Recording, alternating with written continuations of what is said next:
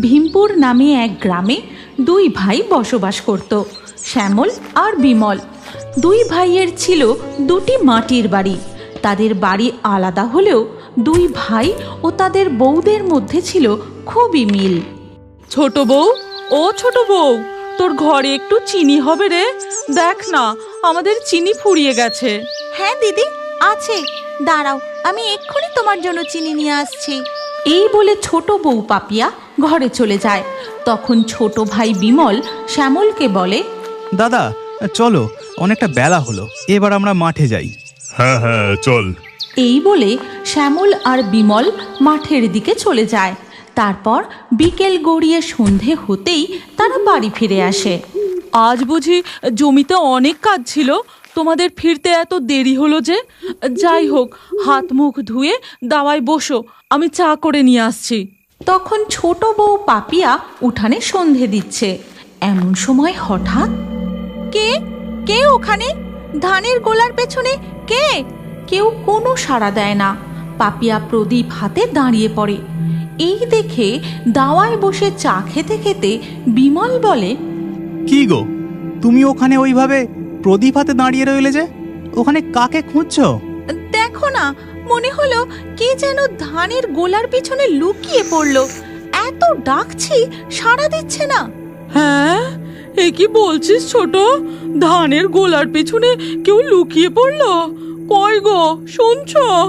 আমার না খুব ভয় করছে। বেরিয়ে এসো, বেরিয়ে এসো বলছি। কে আছো ধানের গোলার পিছনে? ঠিক তখনই সেখান থেকে মিয়াও মিয়াও করতে করতে একটি কালো বিড়াল বেরিয়ে আসে।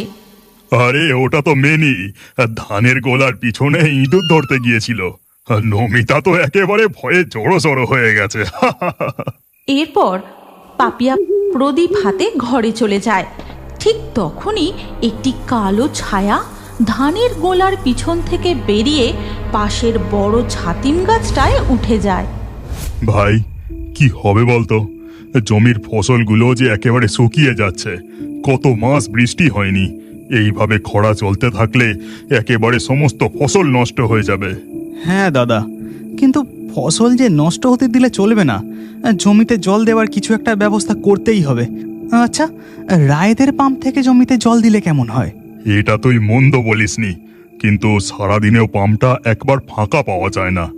জলের হাহাকারে সবাই এখন টাকা দিয়ে পাম্পে করে জমিতে জল দিচ্ছে। দিনের বেলা পাম্প ফাঁকা পাওয়া যায় না তো কি হয়েছে? আমরা ভোরবেলা জমিতে গিয়ে পাম্প থেকে জল দেব।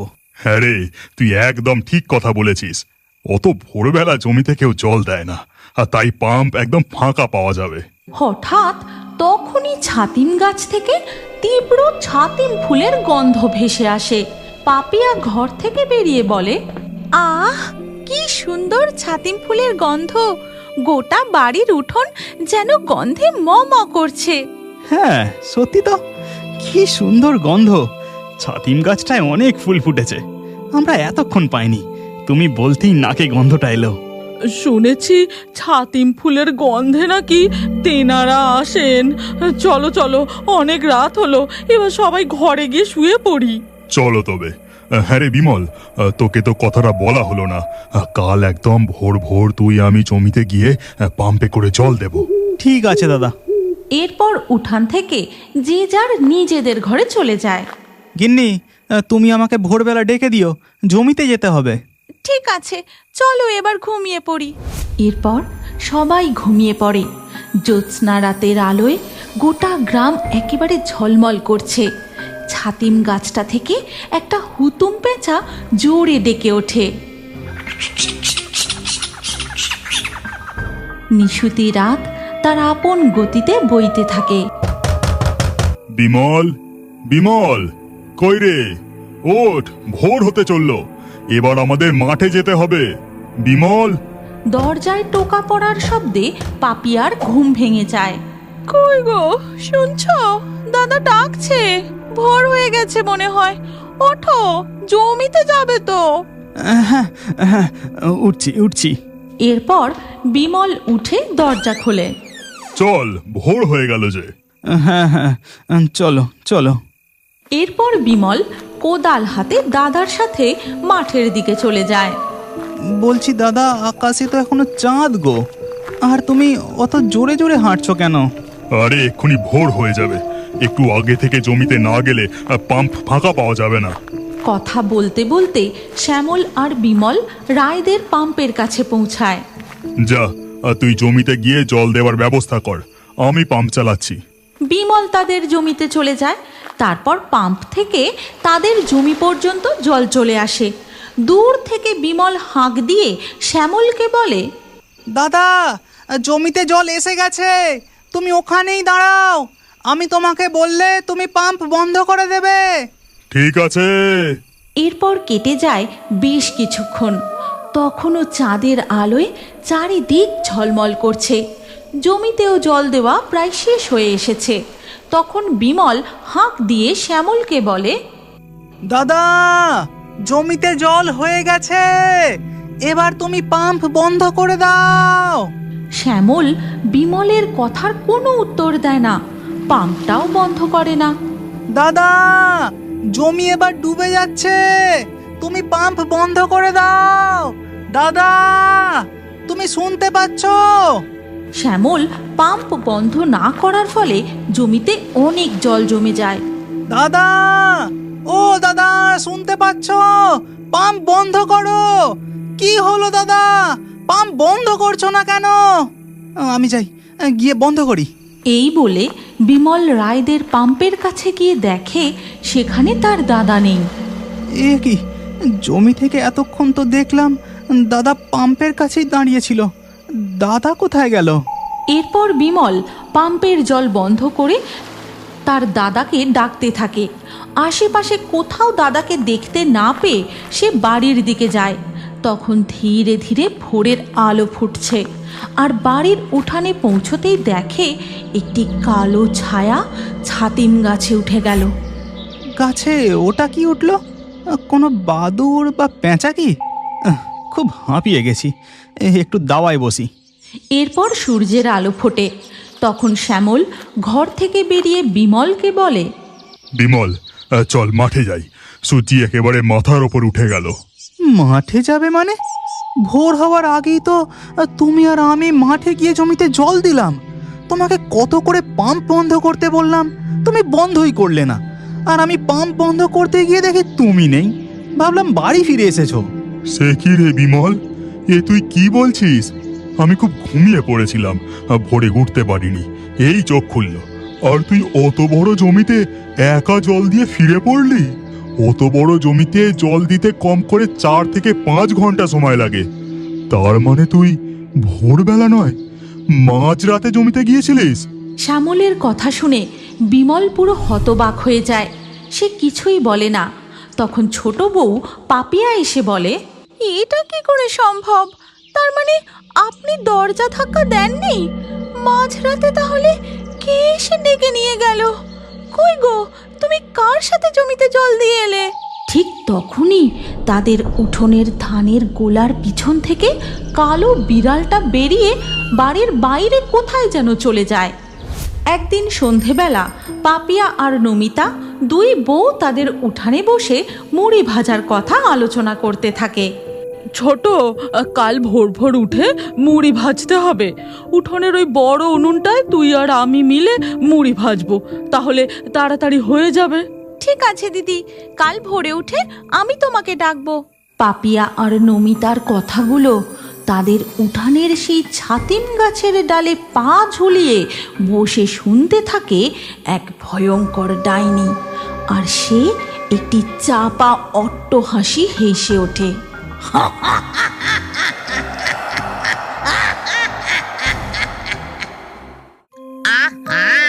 কি সুন্দর খেজুরের গুড়ের গন্ধ, তাজা রসালো সুস্বাদু খেজুরের গুড় টকবক টকবক করে ফুটছে।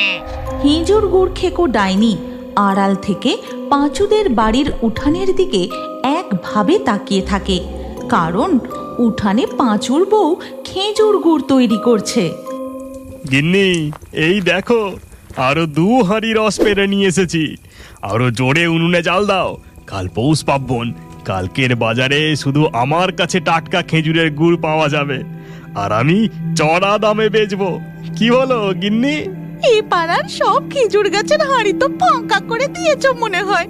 তা বলি কি, ও পাড়ার চৌধুরীদের বাগান থেকে রস নিয়ে এসো না, তাহলে আরো খেজুরের গুড় তৈরি হবে। এই না হলে পাঁচুর বউ। তুমি মন্দ বলনি গিন্নি, তুমি এই দিকটা সামলাও, আমি গিয়ে চৌধুরী পাড়ার খেজুর গাছের হাঁড়িগুলো সাবার করে দিয়ে আসি। এই কথা বলে পাঁচু খেজুর রস চুরি করতে চৌধুরী পাড়ার দিকে চলে যায়। খেজুরের গুড়টা প্রায় তৈরি হয়ে এসেছে, আমি যাই ঘর থেকে একটা বড় হাঁড়ি নিয়ে আসি, এই গুড়টা তুলে রাখতে হবে। ওই তো ওই বউটা ঘরে যাচ্ছে, এইটাই সুযোগ। পাঁচুর বউ কামিনী ঘরে যেতেই ডাইনি সুযোগ বুঝে গরম খেজুরের গুড় তুলে চেটে পুটে খেতে শুরু করে। আহাহাহাহা, কি সুন্দর গরম গরম খেজুরের গুড়, কি মিষ্টি, কি সুস্বাদু। ডাইনি মনের আনন্দে পাঁচুদের উঠানে বসে গরম খেজুরের গুড় খেতেই থাকে। ওদিকে ঘর থেকে পাঁচুর বউয়ের বেরিয়ে আসার শব্দ পেতেই মনে হয় বউটা এই দিকেই আসছে, আমায় দেখে ফেললে যে আবার ভিমরি খাবে। কি করে কি করে, ওই খেজুর গাছে একটা হাঁড়ি ঝুলছে দেখছি, যাই ওর মধ্যেই ঢুকে পড়ি। এই কথা বলে ডাইনি সোজা পাঁচুদের উঠানের পাশে খেজুর গাছের হাঁড়ির মধ্যে ঢুকে যায়। এ কি, এই হাঁড়ির ভিতরটা যে একদম ফাঁকা দেখছি, একটুও রস নেই। যাকে বেশ ভালোই হলো, এই হাঁড়ির মধ্যে আমি সংসার পেতে বসবো, আর মাঝে মধ্যে বেরিয়ে ওদের খেজুরের গুড় চুরি করে খাবো। ওদিকে তখন পাঁচুর বউ ঘর থেকে বেরিয়ে উনানের কাছে গিয়ে দেখে কড়াতে একটুও খেজুরের গুড় নেই। এ কি, এক কড়া খেজুরের গুড় কোথায় উধাও হয়ে গেল? শিয়াল কুকুরে খেয়ে গেল নাকি? কিন্তু গরম ফুটন্ত গুড় খাবেই বা কি করে? এ তো আশ্চর্য ব্যাপার। উফ, কি ঠান্ডা রে বাবা, শীতটা একেবারে জাঁকিয়ে পড়েছে। এই তো আর একটা খেজুর গাছের রসের হাঁড়ি দেখছি, তাড়াতাড়ি গাছে উঠে হাঁড়িটা খালি করে দিই। এই কথা বলে পাঁচু তড়িয়ে খেজুর গাছে উঠে পড়ে। এই কনকনে নিশুতি রাতে কেউ কোথাও নেই। পাঁচু, আজ তোকে ধরে কে? তারপর পাঁচু খেজুর রসের হাঁড়ি নিয়ে নিচে নেমে আসে। হ্যাঁ, চৌধুরী পাড়ার সব খেজুর গাছের হাঁড়ি একেবারে ফাঁকা করে দিয়েছি। এরপর পাঁচু কাঁধে রসের হাঁড়ি নিয়ে তার বাড়ির দিকে ফিরতে থাকে। আমার একটা হাঁড়ি মনে হয় এখনো একটু ফাঁকা রয়ে গেছে, আর একটা গাছ থেকে রস চুরি করতে পারলে ব্যাস কেল্লা ফতে।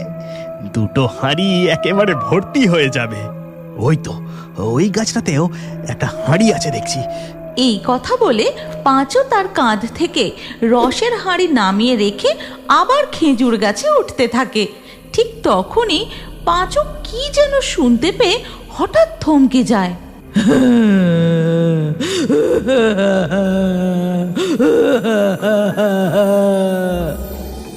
এ কি, এই নিশুতি রাতে জঙ্গলের মধ্যে কে কাঁদে? আওয়াজটা যেন খুব কাছ থেকেই আসছে।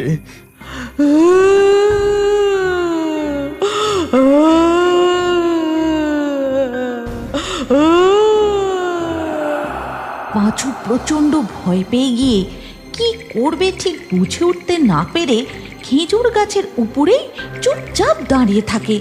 তারপর আবার কিছুক্ষণের মধ্যেই সব শান্ত। উফ, বাঁচলাম। এবার এই রসের হাঁড়িটা নিয়ে তাড়াতাড়ি নেমে পড়ি।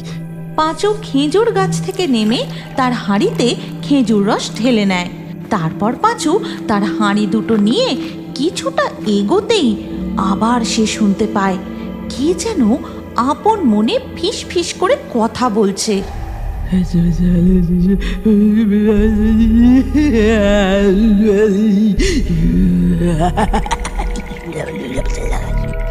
পাঁচু ভয়ে কাঁপতে কাঁপতে ধীর পায়ে এগোতে থাকে। হঠাৎ সে লক্ষ্য করে একটা গাছের গোড়ায় সাদা শাড়ি পরা এক মহিলা বসে আপন মনে কথা বলছে।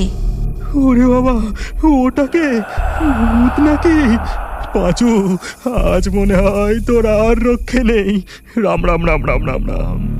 পাঁচু আর দু এক পা এগোতেই ওই সাদা শাড়ি পরা বউটি একদম পাঁচুর সামনে চলে আসে আর বলে, কি রে, ভেবেছিলিস আমাকে এড়িয়ে ঘরে চলে যাবি? আমার যে থাকার কোনো ঘর নেই। এই ঠান্ডা কনকনে শীত আমি আর সহ্য করতে পারছি না। এবার আমি তোর ঘরে চেপে তোর ঘরে গিয়ে ডেরা বাঁধবো। এই ব্যাপার, তোমার ঘর নেই তাই তুমি আমার ঘরে যেতে চাও? তা বেশ বেশ, কিন্তু আমার ঘরে যে আগে থেকে এক শাকচুন্নির ডেরা বেঁধে আছে, সব খাবার সে একাই খেয়ে নেয়। তুমি আমার সঙ্গে যেতে পারো, কিন্তু তাহলে যে তোমাকে শুকিয়ে থাকতে হবে। শাকচুন্নি তোর ঘরে ডেরা বেঁধেছে, সে সব খাবার খেয়ে নিচ্ছে? না, তাহলে আর গিয়ে কাজ নেই। আমার থাকার জায়গা যখন হলো না, তাহলে তো অন্য কিছু ভাবতে হবে। আমি বরং তাহলে আজ তোকেই কচমচ করে চিবিয়ে খাবো। ও পেতনি, তুমি এমন কথা বলো না গো। আমি তোমার থাকার ঘরে ঠিক ব্যবস্থা করে দেব। বল বল বল, তাড়াতাড়ি বল। আমার যে খুব শীত করছে, এই ঠান্ডা আর সহ্য করতে পারছি না। সর্বনাশ, এবার আমি কি করি? এই পেতনির থাকার ব্যবস্থা কি করে করি? কি রে, কি হলো? এত দেরি হচ্ছে কেন? ঠিক তখনই পাঁচুর মাথায় এক বুদ্ধি খেলে যায়। তারপর সে পেতনিকে বলে, ওই যে ওই দিকে দেখো, ওখানে যে কুটিরটা দেখছো, ওখানে কেউ থাকে না, একদম পরিত্যক্ত। তুমি একা ওখানে ভালোই থাকবে। তাই নাকি? কিন্তু কোনো মানুষ এসে যদি উৎপাত করে আমাকে তাড়ায়, তাহলে দেখবি তোর একদিন কি আমার একদিন। এই বলেই সাদা শাড়ি পরা পেতনি উড়ে সোজা চলে যায় ওই কুটিরের ভিতর। রাম রাম রাম রাম রাম রাম, এ যাত্রায় কোনো রকম বেঁচে গেছি, আর কখনো এই জঙ্গলে আসবো না। পাঁচু, পালা, তাড়াতাড়ি পালা। দৌড়তে দৌড়তে পাঁচু সোজা তার বাড়ির উঠানে পৌঁছায়। এ কি, আমার বউ কোথায় গেল? কড়ায় গুড় নেই, উনুন জ্বলছে না। আমার আসতে দেরি হচ্ছে দেখে ঘুমিয়ে পড়লো নাকি? এরপর পাঁচু এগিয়ে গিয়ে দরজায় টোকা দেয়। কামিনী, ও কামিনী, দরজা খোলো গো। কামিনী। কি গো, তুমি এভাবে হাঁপাচ্ছ কেন? কি হয়েছে? ধরা পড়ে গিয়েছিলে নাকি? কই দেখি, পিঠে কগা লাঠির বাড়ি পড়লো। উফ, গিন্নি তুমি থামো তো। আমি ধরা টরা পড়িনি, আমি এক পেতনির ফাঁদে পড়েছিলাম। এ তুমি কি বলছো গো? সে তোমায় কামড়ে দেয়নি তো? আচ্ছা, তোমার ঘাড়ে চেপে আবার ঘরে চলে আসেনি তো? না না, আসেনি। আমার বুদ্ধির কাছে ভূত প্রেত ডাইনিও বোকা হয়ে যায় গো।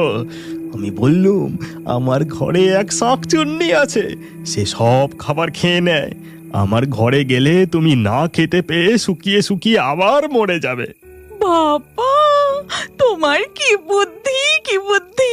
কিন্তু জানো, আমি না ঘরে হাঁড়ি নিতে এসেছিলাম, তারপর বাইরে বেরিয়ে দেখি কড়াতে একটুও গুড় নেই। কিন্তু গরম ফুটন্ত গুড় কোথায় উধাও হয়ে গেল? কি জানি বাপু, আমি তো কিছুই বুঝতে পারছি না। চলো কামিনী, আমি যেটুকু রস চুরি করে নিয়ে এসেছি, তাড়াতাড়ি গুড় বানিয়ে নিয়ে শুয়ে পড়ি। সকাল হলেই গুড় হাটে নিয়ে যেতে হবে। হ্যাঁ, তাই চলো। এরপর পাঁচু ও তার বউ কামিনী মিলে উনুন জ্বালিয়ে আবার গুড় বানাতে শুরু করে। আর সেই গরম গুড়ের গন্ধ গিয়ে পৌঁছায় খেজুর গাছের হাঁড়ির মধ্যে। আহা, আহা, আবার গুড় তৈরি হচ্ছে, কি মজা! এরপর গুড় তৈরি হয়ে গেলে গুড়ের হাঁড়িটা পাঁচু ও তার বউ রান্নাঘরে নিয়ে গিয়ে রেখে দেয়। তারপর তারা তাদের ঘরে গিয়ে শুয়ে পড়তেই সব শান্ত। এবার মনে হয় ওরা ঘুমিয়ে পড়েছে। আমি যাই, তারপর এই কথা বলে ডাইনি খেজুর গাছের ঝুলন্ত হাঁড়ি থেকে বেরিয়ে সোজা পৌঁছায় পাঁচুদের রান্নাঘরে।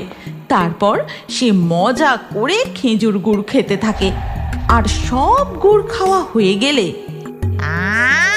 খেজুরের গুড় খেয়ে মন একেবারে ভরে গেল। এবার যাই, ওই খেজুর গাছে হাড়ির ভিতরে চলে যাই। এরপর ডাইনি অদৃশ্য হয়ে আবার খেজুর গাছের হাঁড়ির মধ্যে চলে যায়। আর পরের দিন সকাল হতেই পাঁচুর বউ রান্নাঘরে গিয়ে দেখে গুড়ের হাঁড়ি একদম ফাঁকা, চারিদিকে খেজুরের গুড় ছড়িয়ে ছিটিয়ে পড়ে আছে। এই কি অনাসৃষ্টিকাণ্ড!